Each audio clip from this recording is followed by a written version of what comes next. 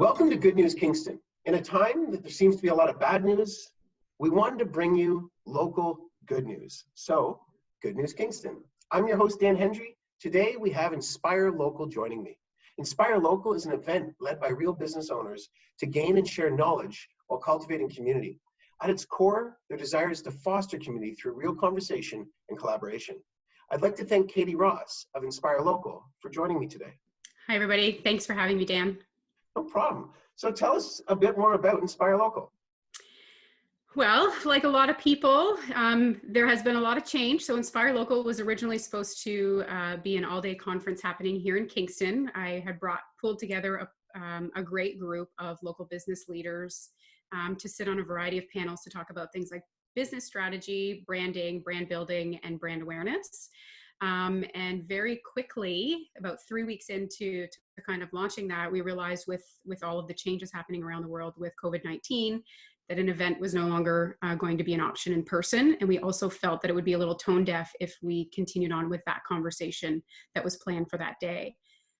So it was actually really organic. All the panelists came together. We jumped on a Zoom call, which I feel like I'm spending most of my life in front of a screen now. But the conversation that we were having amongst ourselves about what we were experiencing, the challenges that we were struggling with, it became evident that that's something that a lot of people are living. And there was such a variety of circumstances that we were all facing that we thought, why not record these things and make them available to everybody and open up the dialogue to the community. So essentially our goal was to create a safe space for businesses to come and to be able to have conversations and to openly be honest about the struggles that they were facing. And we were hoping that we were going to inspire them and maybe give them some ideas on how they can shift or how they can continue to keep moving that business forward without it looking like it was very insensitive given the new circumstances that we were facing. And so what inspired you, I guess, originally, and now that it's changed and to continue, what's inspired you to take this on and keep on going? The feedback that we've been getting has been very humbling. A lot of people are feeling paralyzed right now. They don't know what to say online. They don't know what to do with their business. They don't know if they should just stop doing business altogether. And I think it's really important now more than ever that we band together and continue to show up. That doesn't mean that you can't take a break. I think it's also really important that people stop and take a breath and really process what's going on, because this is not something that there's no roadmap for this. There's no navigating this. We're just kind of all winging it. And so it was the importance of having a platform for people to come and to show up on a regular basis so that they had something to look forward to while they continue to try to move things forward. When I've heard it before, if you want to go fast, go alone. But if you want to go far, go together. And it's inspiring. I just got goosebumps. I'd show you, but my camera's not that good. But just that idea of really coming together and supporting each other. Because a lot of times, even though it could be a bit different, people might see each other as competition and stuff. But sometimes I've always thought of, okay, well, if we really work together, how can we make the pie bigger? How can we create more opportunity? How can things change together and support each other? So thank you so much for spearheading this. Can you tell me a bit about the upcoming months? How can people get involved maybe, or are there webinars, or how do people get into this conversation? Yeah, so originally our idea was just to substitute the original all-day conference. So it ended up being a four-part webinar series, and the topics that we had come up with we felt were kind of pressing and that people needed that information right away. So the original 4 webinars happened twice a week. They are recorded and up on our website at inspirelocal.ca. And moving forward, what we're doing is we're trying to bring in other experts that can talk to different things in hopes to getting new people involved. So a lot of people are showing up right now to the webinars. People are quiet. There's not a lot of engagement, but obviously we can see that they're in attendance. So I think for us, it's important to keep the momentum and hopefully kind of open up that dialogue a little bit more. So this week we had Emily Coolin, who is a former Kingstonian. It was really cool to have her on and talking about emotional leadership and the importance of that. And because, as I mentioned earlier, we're just winging this, we're literally just figuring out the topics for next week because we're trying to make things relevant. So what we're working on right now is a weekly series, Tuesday mornings at 10 a.m. and they're being broadcast live on Zoom.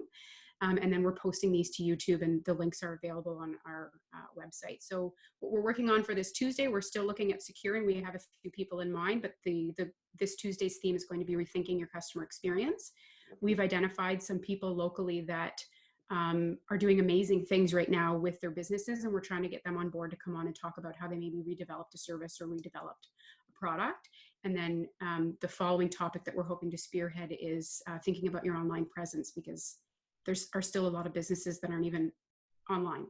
Yeah, that's great. So do you think, like somebody watching this in the next couple of days, and as it gets rolled online itself, the Good News Kingston, if there's business experts or people with expertise, can they reach out to you to see what they can offer potentially? 100%, we would welcome that. I'm working really closely right now with Braden Dragomir from Make Hay, as well as John Allison from Backcountry Branding. And so you can reach out to either one of us. My email address is quite simple. It's hello@katieross.co. And happy, or like even just a DM, happy to chat with anybody that is looking to get involved. So how can the community, I guess, what are different ways the community can support Inspire Local? If anybody has anything that they want to offer, like I said, it can be in terms of just sharing their expertise. We also have a Slack channel that's set up to go and kind of support the community, and there's been some really good engagement happening there. That information is also available on our website. That's what we worked on the weekend of getting everything a bit of a home base. Braden was quite instrumental in putting that together. But the Slack channel has really also given us a safe space to ask questions, to share information, whether it be about some of the benefits that are available, or even just asking people kind of what are they up to and what are they looking forward to, and kind of what are their goals for the week. I think there's a huge component of accountability that a lot of people need right now, especially the solopreneur who is on their own and maybe quarantined by themselves and doesn't have anybody to bounce ideas off of each other. So we're open to anything. We're open to any conversation. So if you feel like you have something to contribute to this, just reach out. Well, thank you so much for doing this. And this is, that idea of just sometimes you're paralyzed of, and even what we're doing today with this is a voluntary position for myself on YourTV. But it feels good to still do something, you know what I mean? And keep some normalcy, though you've said it, it's going to be different.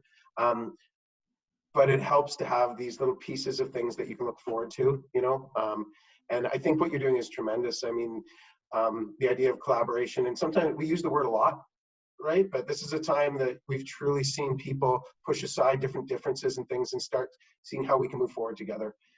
Is there anything else you'd like to, bring up or request from the community while you're on the show?